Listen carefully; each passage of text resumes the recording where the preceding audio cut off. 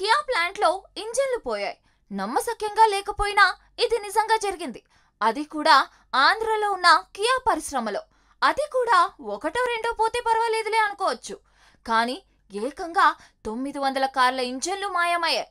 దీనికి సంబంధించి Kia plant ఓనర్లు మార్చి 19న పోలీసులకు ఫిర్యాదు చేశారు. అది కాస్త ఆలస్యంగా వెలుగులోకి వచ్చింది. అయితే ఈ దొంగతనం విషయంలో కియా యాజమాన్యం ఫిర్యాదు లేకుండా దర్యాప్తు చేపట్టాలని పోలీసులను కోరారు. కానీ దీనికి పోలీసులు నిరాకరించడంతో కంప్లైంట్ ఫైల్ చేశారు. విచారణ కోసం ప్రత్యేక బృందాన్ని పోలీసు ఉన్నతాధికారులు నియమించారు. అయితే ఈ కార్ల ఇంజన్లు ఎక్కడ పోయాయన్నది మాత్రం తెలియడం లేదు. ఆంధ్రలో ఉన్న ప్లాంట్లో కార్లు తయారవుతాయి, కానీ విడి భాగాలన్నీ ఒక్కో చోట నుంచి వస్తాయి. కార్ల ఇంజన్లు తమిళనాడు నుంచి వస్తాయి.